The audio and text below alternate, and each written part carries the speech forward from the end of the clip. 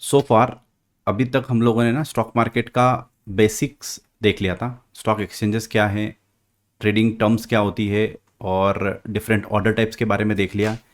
तो अब अपने को ये करना है कि ये सारे टूल्स होते हैं। बेसिकली टूल्स क्या, कि जहाँ पर ये पता लग जाए हमको कि भाई ये एक आउटर फ्रेम है। स्टॉक मार्केट में अगर हमको काम करना है तो ऑर्डर प्लेसमेंट कैसे आना चाहिए, वो तरीका है। तो वो टूल्स है आपके।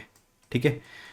अब कहाँ पर किसी स्टॉक को बाई करना है, कहाँ पर सेल करना है, किस बेसिस पे मैं एंट्री लूँ, किस बेसिस पे एग्जिट लूँ, ये सब कुछ बेसिक का पार्ट नहीं होता। मतलब ये टूल्स का पार्ट नहीं होता। ये आपको फ्रेमवर्क देखना पड़ेगा कि भाई मुझे एंट्री लेनी है तो उसके लिए मुझे क्या सीखना पड़ेगा। सीखने के लिए क्या होगा, मोस्टली वो चीज़ पे हम लोग अब डिस्कस करेंगे।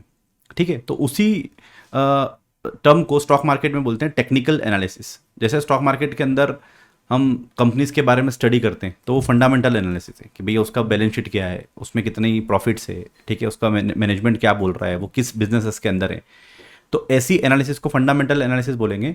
और स्टडी ऑफ चार्ट, पैटर्न्स और इंडिकेटर्स, उसको बोलेंगे टेक्निकल एनालिसिस। अब ये तीनों वर्ड को भी समझाएंगे हम लोग। चार्ट क्या होता है, पैटर्न्स क्या होते हैं, बिकॉज देखिए प्राइस को एवरीडे मूव करना होता है। एक पॉइंट से दूसरे पॉइंट पे प्राइस मूव करेगी। तो ऐसे में आपको क्या करना पड़ेगा कि प्राइस तो मूव कर रही है, तो प्राइस कई सालों से चलती आ रही है। जैसे मैं एग्जांपल लेता हूँ टीसीएस का, तो टीसीएस का ट्रेड शेयर जो है वो तो कई सालों से ट्रेड हो रहा है, 20-25 सालों से ट्रेड हो रहा है। तो एवरी डे उसकी प्राइस कहीं ना कहीं ऊपर जा रही है, नीचे जा रही है, कहीं क्लोज हो रही है। तो ऐसे सारे पैटर्न्स उस चार्ट में हम लोग एक सिंगल विंडो के अंदर 20-25 सालों की उस चार्ट की ग्रोथ या उस चार्ट का पैटर्न को देख सकते हैं। उस पैटर्न में बेसिकली क्या होगा, कई बार लोग डरे होंगे कि यार स्टॉक बहुत ज़्यादा नीचे गिर रहा है, चलो बेचो। कई बार लोगों को लगा होगा नहीं अभी स्टॉक दोबारा इस प्राइस पे नहीं आएगा, बाई करो। कई बार कंपनीज के रिजल्ट आए होंगे तो लोगों ने बाई करा होगा, वो भी उसके अंदर नोट है। मतलब चार्ट के अंदर एवरीथिंग नोट है बेसिकली। पैटर्न्स, साइकोलॉजी, सब कुछ चार्ट के अंदर नोट है। चार्ट बेसिकली क्या, जैसे आप कोई भी एक लाइन चार्ट देख लो कि भैया स्टॉक ऐसे ऐसे घुमा, ऐसे ऐसे ऊपर पहुंच गए, this is also called as chart. ये लाइन चार्ट है। ठीक है। तो ऐसी सारी स्टडी को हम लोग टेक्निकल एनालिसिस के अंदर देखते हैं। जैसे वॉल्यूम और प्राइस, जैसे हम लोगों ने बेसिक वाले मॉडल के अंदर देखा था, वॉल्यूम किसको बोलते हैं हम लोग, ट्रेड किसको बोलते हैं, वहां पर समझा था। Study of price and volume को हम लोग टेक्निकल एनालिसिस के अंदर करेंगे। पैटर्न्स को देखेंगे, इंडिकेटर्स को देखेंगे, कुछ एजम्पशंस के बारे में हम लोग बात करेंगे कि इसके अंदर भाई टेक्निकल एनालिसिस हम लोग देख रहे हैं तो क्या ये फुल एंड फाइनल है, मतलब क्या 100% एक्यूरेट होता है, तो बिल्कुल नहीं होता। 100% एक्यूरेट नहीं होगा ये पैटर्न्स पे आधारित है। मतलब अगर मैं बोलता हूँ कि अगर मैं एक लॉन्ग टर्म चार्ट आपको दिखाता हूँ, ठीक है, और उस लॉन्ग टर्म चार्ट के अंदर मैं बोलता हूँ वो 20 सालों का चार्ट है किसी स्टॉक का, तो उसके अंदर आपको बस ये देखना है कि पैटर्न्स क्या क्या बने, प्रॉफिटेबल पैटर्न्स क्या बने, लॉस मेकिंग के पैटर्न्स क्या बने। उस पैटर्न्स को मैक्सिमम टाइम रिपीट अगर वो हो रहा है तो फिर मैं वहां पर ट्रेड लूंगा। मतलब ऐसा नहीं होगा कि ये पैटर्न पिछली बार बना था तो प्रॉफिट दिया था तो इस बार भी बनेगा तो प्रॉफिट देगा, ऐसा नहीं होता है। तो इट इज़ नॉट 100% एक्यूरेट। बस ये देखना है कि कोई पैटर्न अगर मुझे 70% 80% की एक्यूरेसी दे रहा है तो मैं उस पैटर्न पे ट्रेड कर सकता हूँ बस। तो ये स्टडी है बेसिकली ह्यूमन साइकोलॉजी की, कि लोग कहाँ ट्रैप होते हैं हर बार। ये स्टडी है प्राइस एक्शंस की। प्राइस एक्शन मतलब आपको चार्ट के ऊपर एक प्राइस दिखा दिया, उस प्राइस ने कब कब क्या क्या किया हिस्टोरिकली, उसकी स्टडी है। ये स्टडी है सपोर्ट एंड रेजिस्टेंस की, कि क्या होता है जैसे नॉर्मली आज से कई साल पहले जब ये ट्रेडिंग के ऊपर हमारे पास चार्ट्स नहीं हुआ करते थे, मतलब ऑफलाइन ट्रेडिंग हुआ करती थी, तो लोग क्या करते थे, नोट करते थे अपने डायरीज के अंदर। तो वैसे ही जापान के अंदर राइस की वो ट्रेडिंग होती थी, है ना। तो राइस की ट्रेडिंग में उन्होंने क्या किया, अपने पेपर पे लिख लेते थे वो एवरीडे कि भाई आज इसका भाव ये गया। क्योंकि पहले कोई विंडोज़ नहीं थी, मतलब ये आपके पास चार्ट्स ओपन नहीं थे, डिजिटल मार्केट नहीं था, तो वो फिजिकली अपना नोट कर लेते थे। तो उन्होंने देखा कि यार मैं रोज आकर चार्ट बना रहा हूँ, रोज आकर चार्ट बना रहा हूँ, तो ये तो मेरा बहुत बड़ा हो जाएगा। और ऐसे में देखो कैसे करते होंगे वो चीज़ को, देखो समझो। वो आए पहले दिन, उन्होंने बोला कि आज आज का भाव था मान लो तो 15 रुपये किलो राइस, ठीक है, तो इन्होंने यहाँ नोट कर लिया। अब अगले दिन हो गया मान लो 16 रुपये, तो उन्होंने बोला 16 रुपये हो गया, ठीक है। और फिर उन्होंने बोला कि वापस क्या हुआ, ऐसे करते हुए अगले दिन आया उनका भाव, तो उन्होंने बोला कि 13 रुपये हो गया, तो 13 रुपये, तो उन्होंने ऐसा नोट करना स्टार्ट किया। तो देखो चार्ट बनना स्टार्ट हुआ, ये 16 का भाव था, ये 13 का भाव था। अब अगर ऐसे रोज जाऊं मैं तो कितनी बड़ी उनको पेपर चाहिएगा, और फिर वो कंटिन्यूस पेपर तो होगा नहीं, फिर उसको नीचे बनाएंगे वो। तो उन्होंने सोचा यार ये लाइन चार्ट से मेरा काम नहीं चलेगा, मुझे कुछ और बनाना पड़ेगा। तो ये ऐसे ऐसे प्रोग्रेस होते हुए उन्होंने बोला कि हम काम करते हैं, कैंडल्स बनाते हैं। कैंडल्स क्या, जैसे कैंडल के फॉर्म में दिखती है आपको, कैंडल्स मतलब मोमबत्ती, एक बत्ती होती है ऊपर और यहाँ पर कैंडल होती है। तो उन्होंने बोला कि यार ये करने से अच्छा है मैं क्या करता हूँ, एक कैंडल बनाता हूँ और बोलता हूँ कि यहाँ ओपन हुआ, यहाँ क्लोज हुआ, ये हाई बनाता, ये लो बनाता, तो दिन का चार्ट मेरा इसी में डिसाइड हो गया। तो ऐसे में अगर मैं महीने का बनाना चाहता हूँ तो महीने का बना लूँ कि 1 तारीख के दिन ओपन यहाँ हुआ, 30 तारीख के दिन क्लोज यहाँ हुआ, इन बिटवीन दिस मंथ, मान लो सितंबर का मंथ चल रहा है तो सितंबर के मंथ में हाई बनाया 200 रुपए का तो 200 हाई हो गया, लो बनाया इतने का, तो एक मंथ की डिटेल्स उनको आ गई। ऐसे ही मैं एक ईयर की डिटेल दे सकता हूं। तो ऐसे उन्होंने शुरुआत करी, टेक्निकल एनालिसिस इसको बोलना स्टार्ट कर दिया, ऐसे उन्होंने शुरुआत करी चीज़ों को समझने की। तो ये क्या समझ थी? ये समझ थी प्राइस की समझ, कि प्राइस कहाँ कहाँ जा रही है। अब मैं इसके साथ में बोल देता हूं कि भाई ये 15 रुपए का भाव था, उस दिन 1 करोड़ लोगों ने आकर मंडी में बोली लगाई। 16 रुपए का भाव जिस दिन गया उस दिन सिर्फ 20 लाख लोग ही मंडी में आए, और 13 रुपए का भाव आया उस दिन आए 5 करोड़ लोग। ठीक, ये क्या दिखा रहा है कि जब प्राइस नीचे गई तो 5 करोड़ लोगों ने आकर इसको बाई कर लिया। तो ये जो स्टडी हुई, ये प्राइस प्लस वॉल्यूम की स्टडी हुई। जब प्राइस प्लस वॉल्यूम की स्टडी कर रहे हो तो वो टेक्निकल एनालिसिस का पार्ट हो गया, क्योंकि सिर्फ प्राइस की स्टडी हम लोग नहीं कर सकते, क्योंकि प्राइस समटाइम मिसलीड कर सकती है आपको, क्योंकि बायर्स ही नहीं है। नॉर्मली अगर आप कई बार स्टॉक को ट्रेड करते हुए देखोगे स्टॉक मार्केट टर्मिनल पे, तो कई बार उनमें लो वॉल्यूम्स होते हैं। लो वॉल्यूम्स मतलब लोगों का पार्टिसिपेशन कम है उन स्टॉक्स के अंदर, ऐसे में उनको मैनिपुलेट किया जा सकता है। एक स्ट्रांग बाय हैंड उसको प्राइस को अपसाइड ले जा सकता है। तो सिर्फ हम प्राइस की स्टडी नहीं करते, हम लोग यहाँ पर प्राइस प्लस वॉल्यूम की स्टडी करते हैं। वो सब कुछ पार्ट होगा टेक्निकल एनालिसिस का। और ये क्यों कर रहे हैं? क्योंकि मुझे ये पता करना है कि मैं स्टॉक को कब बाई करूं और कब सेल करूं। ठीक है, अब एक इमेजिन करो कि 15 रुपए का भाव जब चल रहा था तब उनको 1 करोड़ के आसपास बायर या सेलर दोनों थे, अवेलेबल थे मंडी के अंदर। इतने लोग थे उस दिन, ऐसा समझ लो ये कोई मंडी थी जैसे आप हमारे आसपास देखते हैं हम लोग। मंडी के अंदर लोग प्याज लेकर आते हैं, है ना, सोयाबीन लेकर आते हैं और लहसन लेकर आते हैं। तो ये सब क्या करते हैं, ये लेकर आते हैं वहाँ पर, और बायर और सेलर आते हैं। गेहूं का व्यापार होता है मंडी के अंदर। तो अपन देखते हैं ना कि कई बार जब फसल कटती है तो ऐसे में बहुत सारे बायर्स और सेलर्स मंडी के अंदर आते हैं, उसी को वॉल्यूम बोलते हैं बेसिकली। कि आज लोगों का इतना जमावड़ा था इस मंडी में, इतनी भीड़ थी इसके अंदर। वैसे ट्रेडिंग के टाइम पर भी जब 15 रुपए का भाव चल रहा है और इतनी भीड़ थी, इसका मतलब प्राइस डिमांड और सप्लाई की वजह से ही सेटल हुई होगी। मतलब इतने लोग या तो लेने आए होंगे, खरीदने आए होंगे, और उस बीच में प्राइस सेटल हुई। तो इस प्राइस को हम मान सकते हैं कि ये प्राइस है। अब मैं बोलता हूं कि 15 रुपए के भाव यहां पर चल रहा था, पर उस दिन लोग आए थे सिर्फ 100 लोग।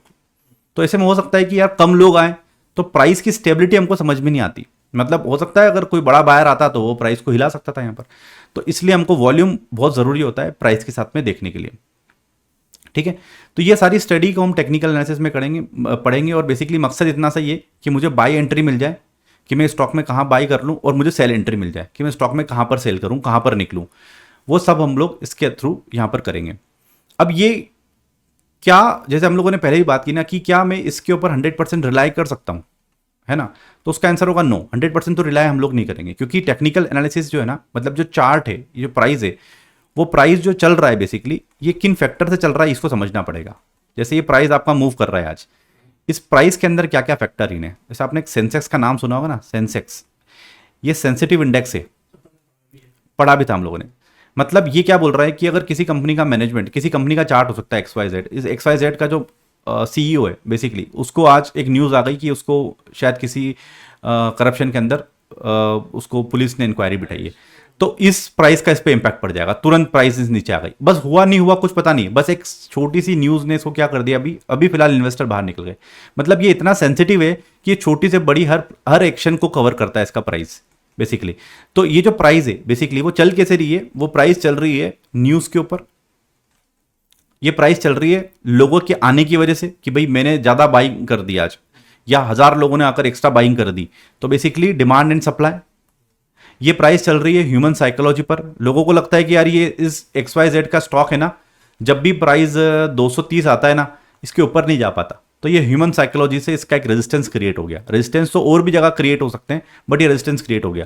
अब ये रेजिस्टेंस आप खुद अपने चीज़ में नोटिस करो। जैसे अगर आप बोलते हो कि आज मिल्क जो आप एवरीडे लेते हो उसका 1 kg का 1 लीटर का क्या भाव होता होगा, नॉर्मली 55 से लेकर कोई 65 के आसपास, है ना। अब आप सोचोगे कि यार, आपने सोचा कि मैं यार मिल्क का धंधा करता हूँ, मैं मिल्क प्रोड्यूस करता हूँ, ठीक है, बफेलोज लाता हूँ और मिल्क बनाता हूँ, तो आप क्या करोगे, आपको पता है कि ऊपर की प्राइस क्या है, इसी प्राइस को रेजिस्टेंस बोलते हैं। मतलब इसके बाद बायर आने को रेडी नहीं है, ठीक है। तो ये प्राइस कहां से आई है, ये डिमांड एंड सप्लाई की वजह से आई है कि लोग इसके ऊपर रेडी ही नहीं है पे करने को। तो यहां से हमको ये एक रेजिस्टेंस लेवल मिल गया। एक रेजिस्टेंस लेवल साइकोलॉजी क्रिएट करती है कि भाई ये स्टॉक कभी 230 के ऊपर गया ही नहीं, तो लोगों ने बोला अब 225 का भाव चल रहा है, तो इस समय क्या लगेगा, ये अपने हाई पे ट्रेड कर रहा है, तो चलो निकले इससे, है ना। तो एक साइकोलॉजी यहां पर क्रिएट हुई। तो इस तरीके की चीजों को हम लोग बोलते हैं resistance in stock market. Resistance का मतलब रुकावट, एक ऐसी चीज जैसे कि भाई इसके ऊपर अब चीज नहीं जा सकती, तैयार नहीं है, तो वो सारा रेजिस्टेंस लेवल। अब मेरे को बताना कि ये दूध की प्राइस आपको कहीं ऐसी जगह या कोई भी आप कमोडिटीज उठा लो, स्टॉक उठा लो, अगर आपको उसकी प्राइस, जैसे मिल्क की एग्जांपल हम लोगों ने लिया, इस मिल्क का प्राइस अगर आपको 20 रुपये 22 रुपये मिल रहा होगा, तो आपका ये मन करेगा यार ठीक है यार, मैं यहाँ से लेता हूँ, इस सिटी से बाई करता हूँ, इस सिटी में सेल करता हूँ, क्योंकि इंदौर के अंदर अगर मैं देखूँ तो मिल्क का प्राइस 55 से 65 रुपये के आसपास चल रहा है। पर उसके आसपास जो 30 किलोमीटर का एरिया है, जो थोड़ा हल्का गाँव में मुझे टच करता है, उतनी यहाँ पर पॉपुलेशन नहीं है, तो यहाँ पर प्रोडक्शन ज़्यादा हो रहा है, बट मैं एक काम करता हूँ यहाँ से उठा के यहाँ सेल करता हूँ। तो आपको भी पता है कि इस लेवल के नीचे प्राइस नहीं मिलेगा मुझे किसी कमोडिटी का, किसी एसेट का, किसी अंडरलाइन एसेट का। तो यही सारा स्टडी बेसिकली हम टेक्निकल एनालिसिस में करते हैं कि भाई इसी एजम्पशन के ऊपर हम लोग बेसिकली चलते हैं। दैट्स वाई ये 100% एक्यूरेट नहीं होता, क्योंकि समटाइम तो प्राइस उसको टेक्निकल एनालिसिस के हिसाब से चला रही है, बट समटाइम उसको न्यूज भी ड्रिवन कर देती है। अब सब कुछ ठीक है, आप बोल रहे हो देखो ये प्राइस इसके ऊपर हाई बना रहा है, ये प्राइस इसके ऊपर हाई बना रहा है, सब कुछ कर रहा है, बट कुछ समय ऐसा हो जाता है, ऐसी न्यूज आ गई कि भाई यहां पर वॉर हो गई, तो वॉर की कंडीशन में क्या हो गई, अब सब कुछ सही था, बट प्राइस को ड्रिवन कौन कौन कर सकता है, demand and supply, human psychology, news, या एक्सटर्नल फैक्टर्स। एक्सटर्नल फैक्टर्स मतलब ये कि भाई आज चलते चलते ट्रेडिंग ही नहीं जा रही बीएससी के अंदर, ये भी फैक्टर है, ट्रेड ही नहीं हो रही है, समटाइम ऐसा हो जाता है, तो एक्सटर्नल फैक्टर आ गया कुछ, तो लोग घबराए अचानक से, बोले पोजीशन काटो, या वॉर जैसी कंडीशन हो गई। तो सब कुछ सही चल रहा था, बट लोगों ने पोजीशन काटना एक साथ स्टार्ट करी, तो पोजीशन स्टार्ट करी काटना, तो वो सब कुछ पैटर्न बिगड़ गया। तो इसलिए आप 100% टेक्निकल एनालिसिस पे रिलाई नहीं करते हैं। अगर आपको 70% टू 75% एक्यूरेसी वाले पैटर्न्स फाइंड आउट हो जाते हैं, जो हम आगे बताएंगे भी आपको किस पैथड से हो सकते हैं, किस पैटर्न से हो सकते हैं, तो फिर आप टेक्निकल एनालिसिस के साथ में ट्रेड ले सकते हैं। अगर आपको इस तरीके की एक्यूरेसी अवेलेबल नहीं है मार्केट में, तो फिर इसके साथ जाना मतलब रिस्क लेना है हर एक स्टेज पे। तो इसीलिए बोलते हैं कि स्टॉक मार्केट के अंदर 95% जो लोग आते हैं वो पैसा डुबा के जाते हैं, कमा नहीं पाते। उसका रीज़न यही होता है क्योंकि हम सोचते हैं कि ऐसा तो पैटर्न पहले भी बना था, ये क्रॉस ओवर तो तब हुआ था, है ना, और यहाँ पर ये कैंडल बनी है मोरू बोजू, हम लोग देखने भी वाले हैं उन सारे कैंडल्स पैटर्न को, तो फिर हम कैसे इस पर रिलाई करें, मतलब कैसे फिर हम इससे प्रॉफिट करें। तो ये रीजंस होते हैं, अगर आपने इनको थोड़ा सा स्टडी कर लिया, समझ लिया, तो फिर हम लोग इनके साथ में जा सकते हैं। अब हम इस पूरे एंटायर कोर्स में क्या क्या चीज़ें देखने वाले हैं, पहले उसको एक बार हम लोग देख लेते हैं। ये शायद विंडो थोड़ी छोटी है, मैं इसको एक काम करता हूँ ना, थोड़ा सा जूम आउट करता हूँ। हम लोग क्या क्या कवर करने वाले हैं to study this technical analysis. हमने समझ तो लिया ही है कि क्या क्या पॉइंट्स हम लोग कवर करेंगे। तो देखो, सबसे पहले हम लोग देखेंगे कि भाई इंट्रोडक्शन ऑफ टी है, जैसे अभी आज हम लोग देख ही रहे हैं। फिर हम इसमें ट्रेंड्स को समझेंगे, ट्रेंड्स क्या होते हैं, जैसे ट्रेंड्स में आपका बुलिश ट्रेंड, बेरिश ट्रेंड या साइडवेज, प्राइस तीनों जगह चलती है। फिर अंडरस्टैंड करेंगे चार्ट्स को, जैसे अभी हमने एक एग्जांपल लिया था चार्ट का, तो इसे डिफरेंट काइंड ऑफ चार्ट होते हैं, रेनको चार्ट होता है, ठीक है, आपका बार चार्ट होता है, कैंडल स्टिक चार्ट होता है, इन सब के नाम हैं और सबका क्या अलग अलग काम है वो समझेंगे। फिर हम लोग समझेंगे बेसिक कैंडल स्टिक्स को, कैंडल स्टिक्स क्या होती है, जैसे अभी एग्जाम्पल लिया हमने ना, जैपनीज ट्रेड वाला एग्जाम्पल, राइस वाला, हर बुक में देखने को मिलेगा। बट फिर भी हम समझेंगे कि सिंगल कैंडल स्टिक्स पैटर्न क्या होती है, जैसे अभी हमने एग्जाम्पल लिया था ना कि एक कैंडल क्या कर रही थी, है ना। तो जैसे यहाँ पर मैं आता हूँ और मैं बोलता हूँ कि एक कैंडल क्या कर रही थी, तो मल्टीपल कैंडल्स को जब हम लेते हैं, जैसे ये कैंडल थी मेरी कुछ, तो ये इसकी स्टडी करेंगे हम बेसिकली कि ये ओपन हुआ, ये क्लोज हुआ, ये हाई था, ये लो था, पर एक कैंडल ऐसी बन गई कि यहाँ पर बोल रहा है कि ये ओपन हुआ, ये हाई था, ये था लो, इनको बोलते हैं विक्स, ठीक है, या टेल बोल दो आप इसको, तो है ना, लोअर विक्स अपर विक्स। तो देखो अब क्या हुआ कि लोगों का ओपन और क्लोज बिल्कुल सेम आया, मतलब मंडी का सुबह खुलने का प्राइस और बंद होने का प्राइस सेम आया। दिन में ऐसा क्या हुआ कि वॉलेटिलिटी हाई हो गई, तो ये कुछ और इंडिकेशन करती है मार्केट में। ये सब सिंगल कैंडल स्टिक के पैटर्न से। फिर हम जब दो कैंडल्स को एक साथ मिला लेंगे कि भाई एक कैंडल तो ये बनी और अगले दिन एक कैंडल ये बनी, पर इस कैंडल ने इस कैंडल के नीचे हाई नहीं बनाया, मतलब लो नहीं बनाया, तो इन दोनों कैंडल का कोई सेंस अलग बैठ रहा है। तो इन दोनों की जो मीनिंग है, अंडरस्टैंडिंग है कि इससे हमको क्या समझ में आएगा, तो हम इन दोनों को मिक्स करके एक कैंडल बना देंगे, 2 डे की एक कैंडल, इससे समझेंगे ये हम लोग, है ना। तो हम लोग ये 2 कैंडल स्टिक्स के साथ में जाएंगे, सिंगल कैंडल स्टिक्स करने के बाद ड्यूल कैंडल स्टिक्स पैटर्न को देखेंगे, फिर मल्टीपल कैंडल्स में जाएंगे, 3 पैटर्न्स हो सकते हैं, 4 हो सकते हैं, तो वहां जाएंगे। इस तरीके से हम इसके अंदर देखेंगे।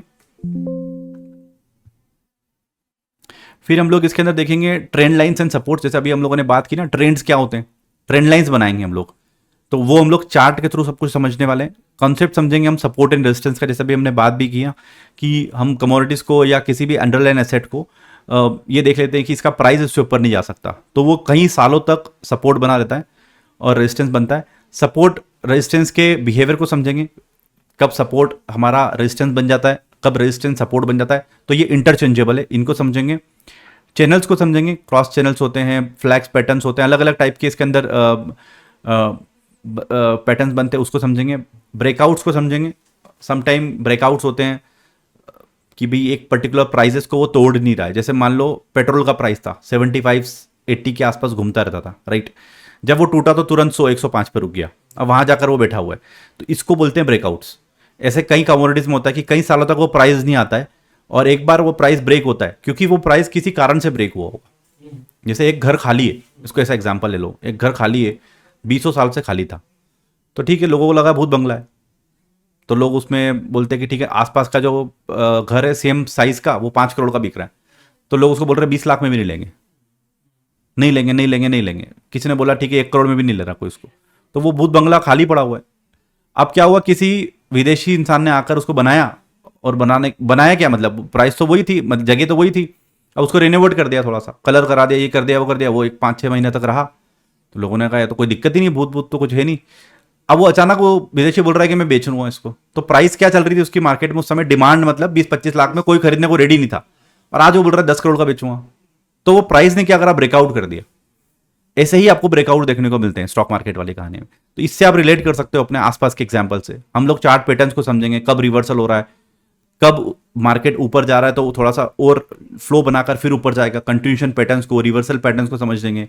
इसके अंदर हम लोग इंडिकेटर्स की स्टडी करेंगे, और ये स्टडी के साथ साथ मैं आपको यहाँ पर ये भी सिखाऊंगा कि जैसे मूविंग एवरेज की स्टडी हमने करी, तो मूविंग एवरेज को हम एल्गोरिथम्स के थ्रू भी चेक करा सकते हैं, उसको बैक टेस्ट कर सकते हैं। एक तो होता है मैन्युअली बैक टेस्ट करना, जैसे मैं आपको एग्जांपल देता हूँ, ये सब हम चार्ट के थ्रू करेंगे। आज जो पहला सेशन है बेसिकली हम इसके अंदर कोई चार्ट यूज नहीं कर रहे हैं, बट हम ये सबको चार्ट के अंदर यूज करेंगे, ठीक है। जैसे मैं एग्जांपल लेता हूँ यहाँ पर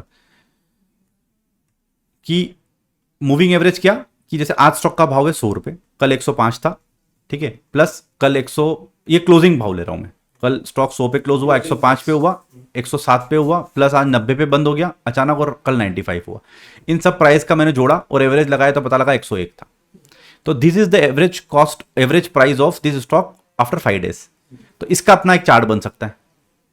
तो हम क्या करते हैं, इनकी मूविंग एवरेज की प्राइजेस को ऐड करते हैं, इसके साथ में मिलाते हैं, क्योंकि देखो आप ये पता कर सकते हो मूविंग एवरेज से कि हाँ ठीक है, इसका एवरेज क्या बेटर है। नॉर्मली हम एवरेज निकालते हैं ना स्कूल के अंदर कि भाई स्टूडेंट का एवरेज निकालो, स्कोर एवरेज निकालो। अपन क्रिकेट के अंदर देखते हैं कि इसका एवरेज ये आ रहा है कि भैया अभिषेक शर्मा है, उसका एवरेज 37 का है T20 में, तो एवरेज आपको बहुत सी चीज बता देता है। हो सकता है अगले मैच में वो 0 पे आउट हो जाए, या अगले मैच में वो 150 बना दे, बट एवरेज उसका 40 ही रहेगा। तो आपको समझ में आता है कि अच्छा इसका ऑन एन एवरेज ये है, तो ये बेटर स्टॉक है या बेटर प्लेयर है, वैसे आप इसको देखने के लिए। तो इस एवरेज के अंदर भी हम लोग मल्टीपल एवरेजेस लगाकर फाइंड आउट करते हैं।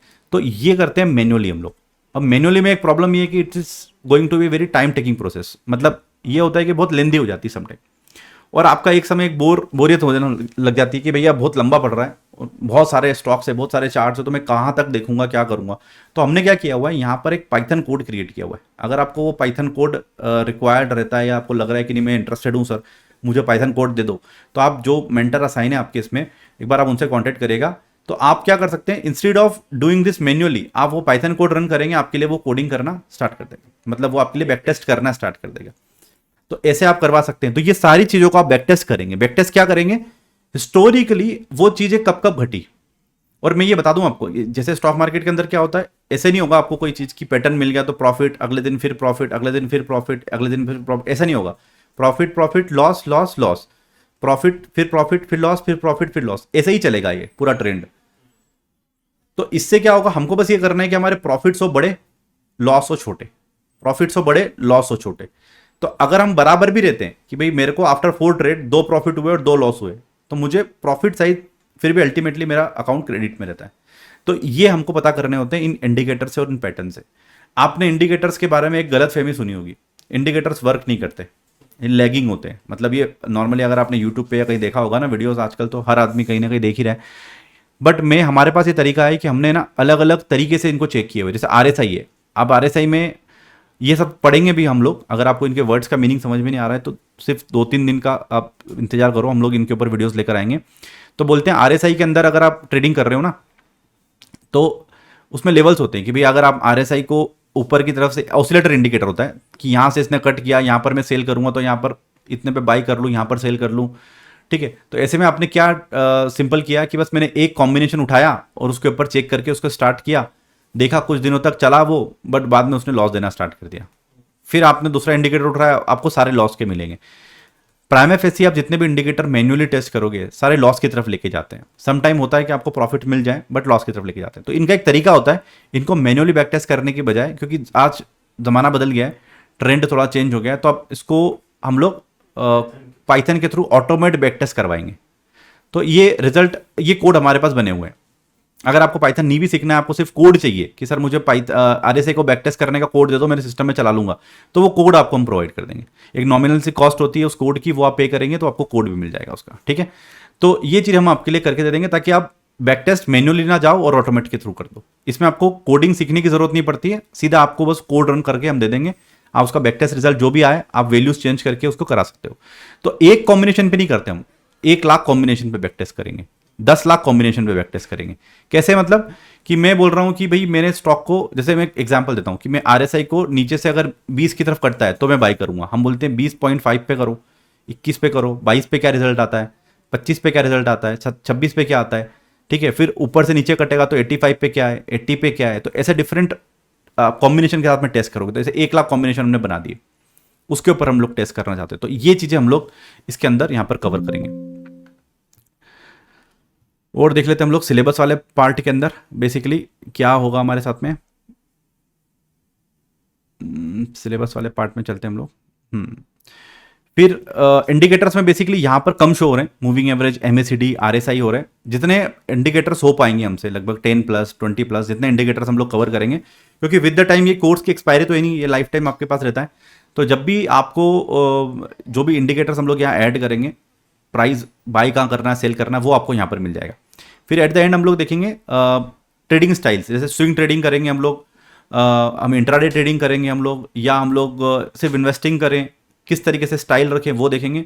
रिस्क मैनेजमेंट देखेंगे हम लोग कि क्या हमको पोजीशन साइजिंग कैसे रखना चाहिए, कितनी क्वांटिटी रखना चाहिए टेक्निकल एनालिसिस में, मनी मैनेजमेंट कैसे रखना चाहिए, स्टॉप लॉस टारगेट की एक मैट्रिक्स हम लोगों ने ऑलरेडी प्रोवाइड की हुई है आपको बेसिक वाले मॉडल के अंदर, तो वो आप एक बार देख लेना। मनी मैनेजमेंट कैसे करेंगे, तो ये सारा पार्ट हम लोग कवर करेंगे हमारे टेक्निकल एनालिसिस वाले पार्ट में, जो कि अब शुरू हो चुका है। तो अब हम क्या करेंगे, नेक्स्ट वीडियो के अंदर हम लोग मिलेंगे और ये देखेंगे कि 1 बाय 1 हम उसको चार्ट्स के थ्रू स्टडी करना स्टार्ट करेंगे।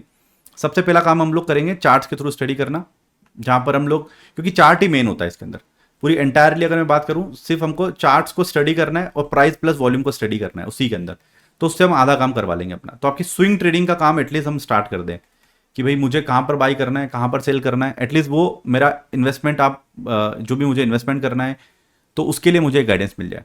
तो आज इस सेशन में फिलहाल इतना ही। नेक्स्ट वीडियो के अंदर हम लोग रियलिस्टिक मार्केट, रियलिस्टिक चार्ट लगाकर इसको स्टडी करना स्टार्ट करेंगे।